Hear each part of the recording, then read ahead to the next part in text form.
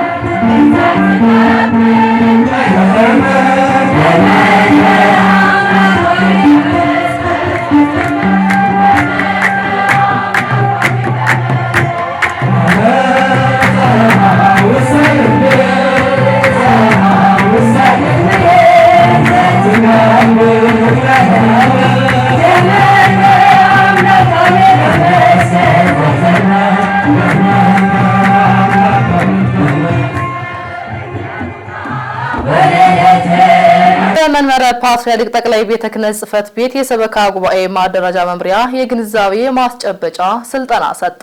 ተጨማሪ አለ። በመንበረ ፓትርያርክ ጠቅላይ ቤተ ክህነት ጽሕፈት ቤት የሰበካ ጉባኤ ማደራጃ መምሪያ በመላው ሀገረ ስብከት ስምሪት ለማድረግ የግንዛቤ ማስጨበጫ ስልጠና ሰጠ። በኢትዮጵያ ኦርቶዶክስ ተዋሕዶ ቤተክርስቲያን ቅዱስ ሲኖዶስ ስር በየደረጃው በየአጥቢያው በየወረዳው በየሀገረ ስብከቱና በጠቅላይ ቤተ ክህነት በቃለ ዓዋዲ መሰረት ተቋቁሞ የምትመራበት ምዕመናን የሚሳተፍበት የውይይት ውሳኔ ሰጪ አካል ቤተክርስቲያን መጠበቅ ምዕመናን ማብዛት አስተዳደርን ማሻሻልና የአገልጋዮችን ከአናት መነኮሳት መንፈሳዊ ማህበራዊ ኑሮ ማሻሻል ዓላማው ያደረገ የሰበካ ጉባኤ ማደራጃ መምሪያ በየዓመቱ የሚያደርገውን ሀገረ ስብከት ስምሪት ለማድረግ ቅድመ ዝግጅቱን በማጠናቀቅ በትናንትናው ለስምሪት የተመደቡ ሊቃውንትን ስለ ስምሪቱ ግንዛቤ ማስጨበጫ ስልጠና ሰጥቷል። ስልጠናው በብፁዕ አቡነ ሳይሮስ የመንበረ ፓትርያርክ ጠቅላይ ቤተ ክህነት ጽሕፈት ቤት ዋና ስራ አስኪያጅ የደቡብ ምዕራብ ሸዋና የሸገር ከተማ ሀገረ ስብከት ሊቀ ጳጳስ የምስካየ ኅዙናን መድኃኔዓለም ገዳም የበላይ ኃላፊ መሪነት በሰበካ ጉባኤው ማደራጃ መምሪያ አስተባባሪነት በብፁዕ አቡነ ዲዮስቆሮስ የቅዱስ ሲኖዶስ ዋና ጻፊ በክልል የትግራይ ደቡባዊ ዞን የማይጨው ራያ የስድስት ወረዳዎች ሀገረ ስብከት ሊቀ ጳጳስ የቅርሳ ቅርጽ የቤተ መጻሕፍት ወመዘክር የቱሪዝምና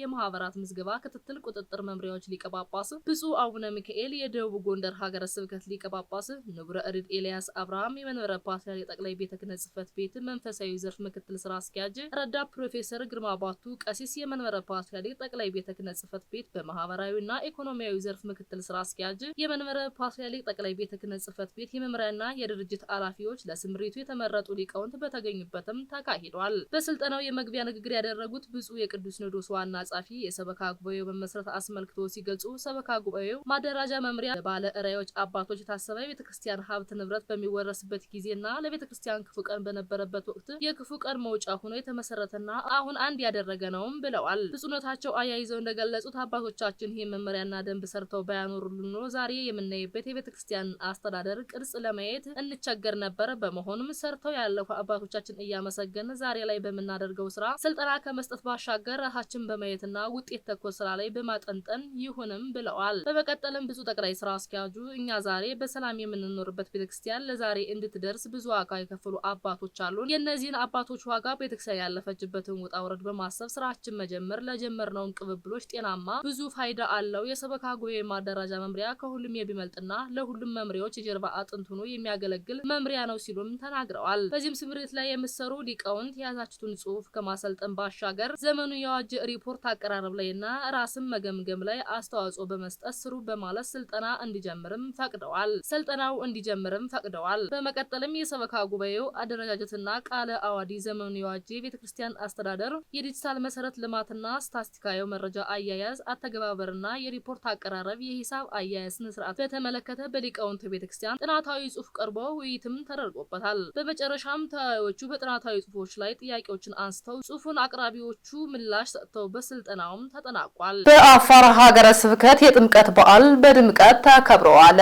እንደሚከተለው ይቀርባል። ብሩክ እግዚአብሔር አባዜ ኩሉ ዓለም አምላክ ወብሩክ ወልድ ዋሕድ እግዚእነ ኢየሱስ ክርስቶስ መድኃኒነ አስቅዱስ ወራቅሊጦስ መጽንዕ ወመንጽሔ ለኩልነ ስብሐት ወክብር ለስሉስ ቅዱስ ይደሉ አቡነ መንፈስ ቅዱስ ስሉስ ሮይ ኩሎ ጊዜ ይዜኒ ወዘልፈኒ ለዓለመ ዓለም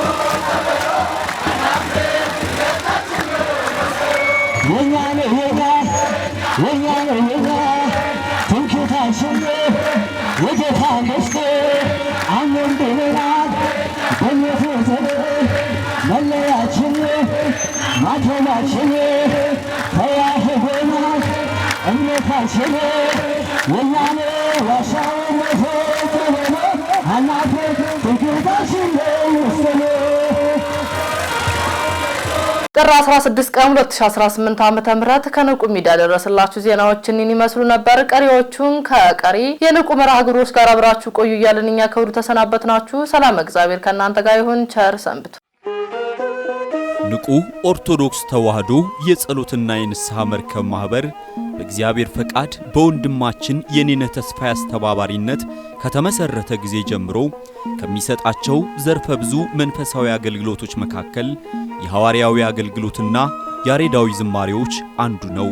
በዚህ ክፍል የኦርቶዶክሳዊ ተዋህዶ ቤተክርስቲያንን ዶግማና ቀኖና የጠበቁ ኦርቶዶክሳዊ ለዛ ያላቸው ለነፍስ እረፍትን የሚሰጡ ወቅታዊና ዘመኑን የዋጁ ስብከቶችና ያሬዳዊ ዝማሬዎችን በመላው ዓለም ለሚገኙ ተመልካቾቹ በንቁ ሚዲያና በኢትዮ ማህበር የዩቲዩብ ቻናል እያቀረበ ይገኛል። አገልግሎቱ በመላው ዓለም ለሚገኙ አማኞች ተደራሽ እንዲሆን በየዕለቱ የሚለቀቁ ስብከቶችንና መዝሙሮችን ላይክና ሼር ያድርጉ። እንዲሁም የዩቲዩብ ቻናላችንን ሰብስክራይብ በማድረግ የዚህ ታላቅ አገልግሎት ባላሻራ ይሁኑ። ንቁ ሚዲያ ርቱ የቤተ ክርስቲያን ልሳን